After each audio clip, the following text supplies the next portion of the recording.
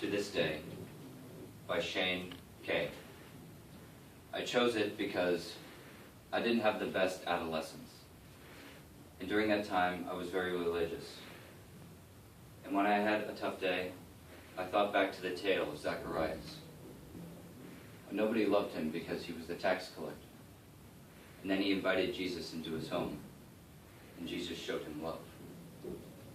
And that's when Zacharias realized that all he wanted was someone to love him.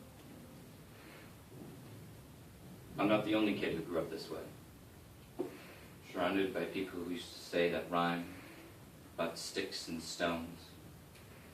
As if broken bones hurt worse than the names we got called, and we got called them all. So we grew up believing that no one would ever fall in love with us. That we'd be lonely forever. And that we'd never meet anyone who would make us feel like the sun was something they built in their tool shed. So broken heartstrings bled the blues, and we emptied ourselves so that we could feel nothing. Don't tell me that feels worse than a broken bone. That an ingrown life is something that a surgeon can cut away so that it can be left alone, so that it can't metastasize. It does. To this day, despite a loving husband, she does not think she is beautiful because of a birthmark that takes up a little less than half of her face. Some kids said that she looks like a wrong answer that someone tried to erase but couldn't quite get the job done. And they will never understand that she's raising two kids whose very definition of beauty begins with the word mom. Because they see her heart before they see her skin. And she will always never believe that she has been nothing less than amazing. He was a broken branch grafted onto a different family tree. Adopted. Not because his parents opted for a different destiny. He was 3 when he became a mixed strength of 1 part left alone and 2 parts tragedy. Started therapy in 8th grade. Had a personality made up of tests and pills. Felt like the uphills were mountains and the downhills were cliffs for a bit of suicidal. A wave of antidepressants. An adolescence of being called pauper. 1 part because of the pills, 99 parts because of the cruelty. He tried to kill himself in grade 10 when some kid who could go home to their mom and dad had the audacity to tell him, "Get over it." As if depression is something that can be cured with the remedies found within a first aid kit.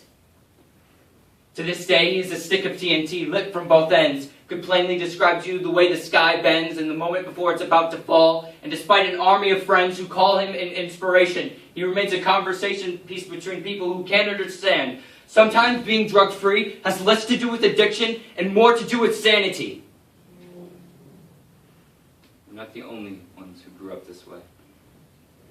To this day, kids are still being called names. The classics were "Hey Stupid," "Hey Spaz." Seems like every school has an arsenal of names getting updated every year. So can people say, kids can be cruel? But I want to tell them that all of this is just debris, left over from when we finally decide to smash down the thoughts of what we used to be. And if you can't see anything beautiful about yourself, get a better mirror. Look a little closer. Stare a little longer, because there's something inside of you that told you never to quit, not to give up, despite everyone who told you so.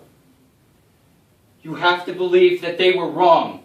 Because how can you hold your ground when everyone around you is trying to bury you beneath it? You have to believe that they were wrong.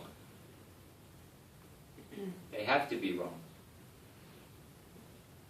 Why else would you still be here? We grew up learning to cheer on the underdog because we found ourselves in them. And we are a plant stemmed in the rooted belief that names will never hurt me.